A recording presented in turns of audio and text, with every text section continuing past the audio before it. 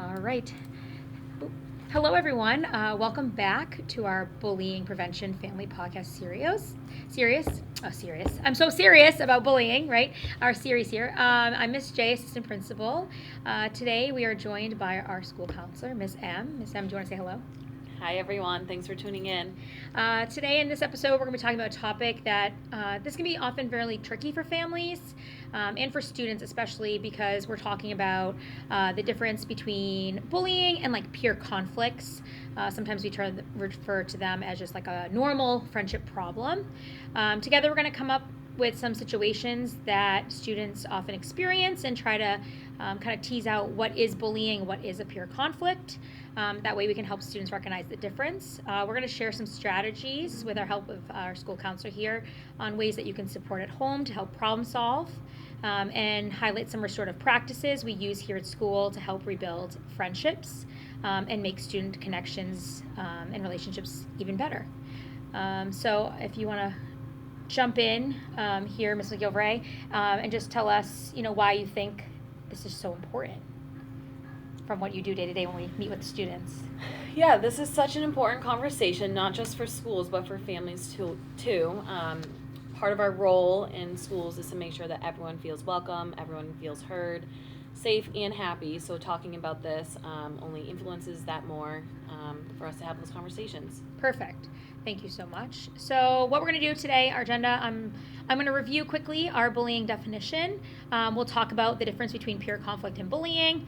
We'll go over some restorative practices that Miss M and I use here at school, and then just some ways we can support you at home and that you can support your students as well, and then some next steps. So last time we talked about the 3-finger rule, you might remember. So essentially, this is how we determine if a situation is bullying.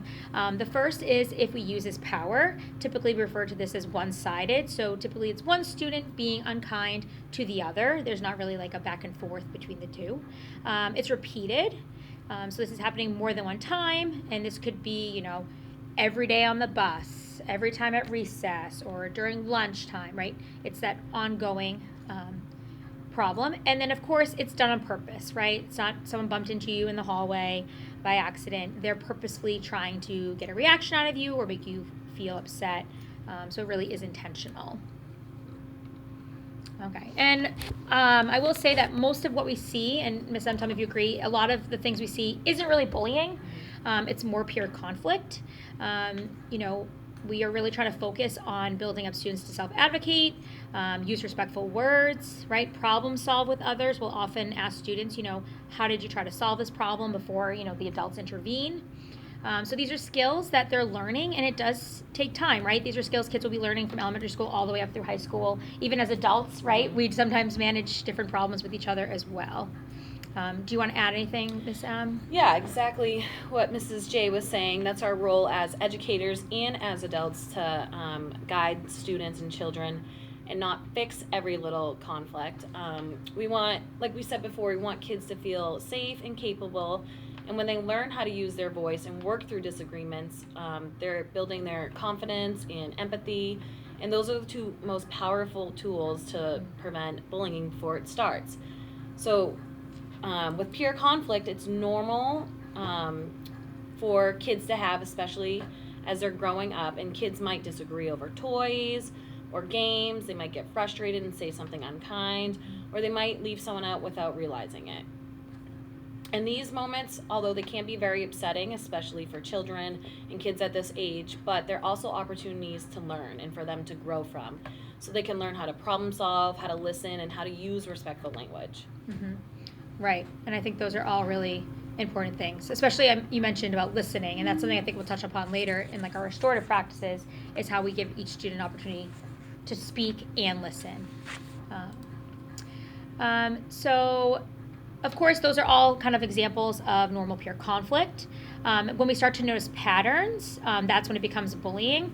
We do take a lot of documented steps here through school and through our district intervention plan to make sure that we're addressing those when necessary. Often, if there is peer conflict, we will have a restorative conversation. So you can see here some of the prompts, and Ms. M, feel free to jump in with me here. Basically, a restorative practice is a way for us to, talk to the students and kind of find out what's going on. And then these are some of the prompts that we typically use. What happened from your point of view, right? So the student gets to talk. We typically don't let the other students interrupt. That way everyone has time to speak. We often ask how the other student might have felt in that moment, or maybe how they were feeling, and we talk about what they can do to make things better moving forward. Right. And what's important, why we like doing the restorative conversations, is that both sides feel heard, and that everyone's feelings are validated, and we want to make sure that everyone's being heard and that they can express their feelings. Right. And these are, this isn't like students getting in trouble, right? There's no type of, I know people want to say consequences, but really these are like learning opportunities. And students are learning, right? They're learning to keep their hands and feet to themselves here at this grade level. We're also learning how to be good friends with our kindness, and also how to, navigate these difficult peer conflicts. So from here, how can we, support families? I do have some sentence starters that are really helpful to help your students. I think that students often have a hard time standing up for themselves, because they often will say, like, I didn't know what to say, right? I have my son at home is like, stop, right? And that's usually the easiest. And then someone's like, well, they told me to stop. That was mean, right? But that's because the student's unaware in that moment, like, what to do. So how can we help? You can give some sentence starters to your students. We often give sentence starters to our students to help them.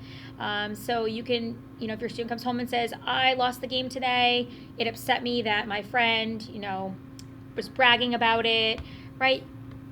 They can say to their friend, I'm glad you won, but I really didn't like it when you bragged about it. It made me feel sad that I lost, right? Simple enough, but it can be hard for children at this age. So here are some examples. I don't like it when you call me that name. So that's, self-advocating. And of course, if it continues, then we tell the students that they can tell the adult. It bugs me when you do that. Please stop. That makes me feel uncomfortable. They can ask to play. I want to play too. Sometimes kids feel like they're left out, but often they're not saying that they want to be included. And of course, we can say, can we try to take turns? And these are, developmentally appropriate for this age level. Yeah, and these little phrases go a long way. So if your child or your student is using these and the problem keeps happening, that's when we encourage them to tell a trusted adult at school. And we always remind students that if you've tried using your voice and still not safe or unkind or kind, to tell a teacher right away. And then from there, that's when we'll have those restorative conversations, and what can we do from there to make sure that their students are being heard and that their feelings are validated. Right. And I would say a lot of things, and tell me if you agree with them, that we deal with is a student doesn't like something, but they, maybe not express that. Right. Mm-hmm. Right. And those restorative practices give us time for them to both express their sides. And we're, taking those teaching opportunities so they know next time what sentence starter to use or how to communicate with their friends. Okay. So with that, we want to thank you for listening to this episode. I'm going to thank Ms. Emma, our counselor. Thank you so much for coming. Hopefully, if you found today helpful, we ask that you share it with a friend or a caregiver in our school community. If you continue to watch in the school newsletter, you'll see the rest of the episodes.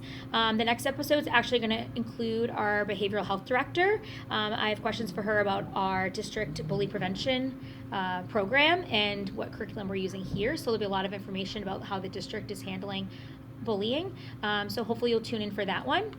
We appreciate your time, and we hope that this was helpful. Bye.